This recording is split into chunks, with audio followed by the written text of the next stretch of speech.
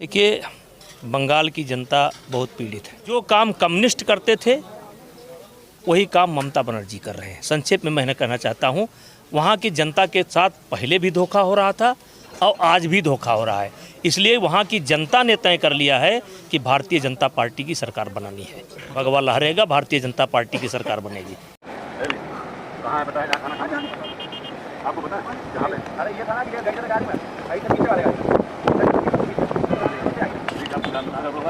जो सीधा गांव लेके आए ना वहाँ पूरा मना दिए, वहाँ ये गड़बड़ हो गया। सीधे यहाँ आना चाहिए, यहाँ के बाद वहाँ जाना। तिलक रोड में एनएमए में सेमिनार हो जिसमें आपने बहुत सारे लोगों को जुटाया और हम देख रहे हैं कि जब से आप इस राष्ट्रीय स्मारक समिति के राष्ट्रीय अध्यक्ष बने हैं तब से आप इस इतिहास को संजोने और संवारने के लिए लगे हुए हैं। उसी दौर में आपका ये तूफानी दौरा आज अनंतपुर गांव में था। हम कुछ जानना चाहते हैं और लोगों को बताना चाहते हैं कि आखिर इस इतिहास को कब तक हम लोग बदल कर रहेंगे। देखिए, इस काम के लिए हमारे से बहुत पहले बहुत लोग लगे हैं, लेकिन ये कहा जाता है जब जब जो होना है तब तब वो निश्चित है। और ऐसा लगता है कि अब इसके समापन की स्थिति पैदा हो चुकी है, क्योंकि इस समय मोदी जी की सरकार है, भारतीय जनता पार्टी की सरकार है, देश की जनता की सरकार है। और ऐसी गलतियां जहां जहां भी हुई हैं, हमको लगता है वो सुधार करने का समय आ गया है। और ये मिशन जिसमें हम तो मात्र एक छोटा सा कह लीजिए कि अभी 10, 15, 20 रोज़ 25 रोज़ पहले हम लोग शामिल हुए हैं। और तमाम ऐसे लोग हैं जो इसके पीछे काम कर रहे हैं, लेकिन उन सब लोगों की जो इच्छा थी और जो ऐतिहासिक साक्ष्य है, प्रमाण है, वो पूरा होने का समय आ गया है। और महाराजा अनंगपाल ही दिल्ली के सम्राट थे, उन्होंने ही दिल्ली बसाई थी। ये समय पूरा हो जाएगा। एक तरफ हम तोमर डायनेस्टी को देखते हैं, 450 वर्षों का लंबा इतिहास जिसके बारे में कहीं जिक्र नहीं होता है।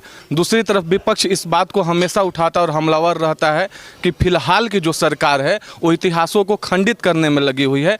और जब हम आप जैसे लोगों को देखते हैं तो हमें लगता है कि आप इतिहास को संजोने के लिए प्रयासरत हैं।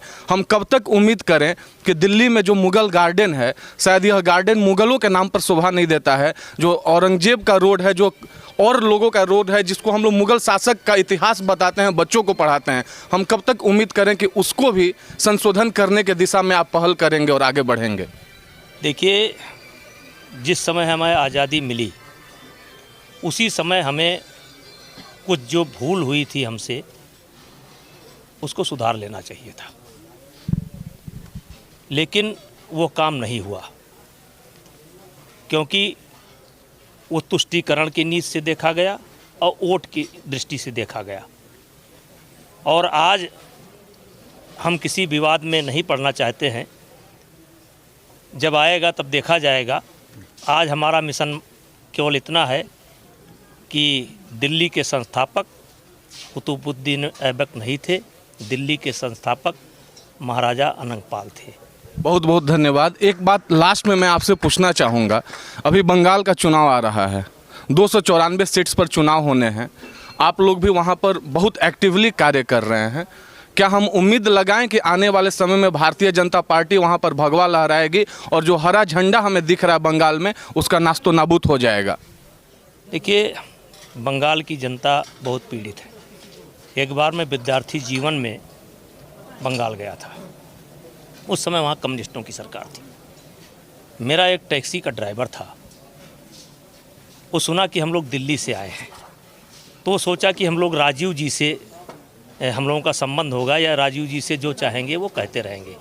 तो उसने कहा कि अगर बंगाल के अंदर परिवर्तन करना है तो राजीव जी से बताइए कि जब तक बांग्लादेशी वोटर यहाँ पर बनने नहीं रुकेंगे तब तक जो है बंगाल कांग्रेस नहीं फतेह कर पाएगी। और यही मिशन दे करके ममता बनर्जी आई, और जो काम कम्युनिस्ट करते थे वही काम ममता बनर्जी कर रहे हैं। संक्षेप में मैं कहना चाहता हूँ, वहाँ की जनता के साथ पहले भी धोखा हो रहा था और आज भी धोखा हो रहा है। इसलिए वहाँ की जनता ने तय कर लिया है कि भारतीय जनता पार्टी की सरकार बनानी है। मतलब भगवा लहर कर रहेगा 2 मई को? वहाँ की जनता ने तय कर लिया है कि भगवा लहरेगा, भारतीय जनता पार्टी की सरकार बनेगी।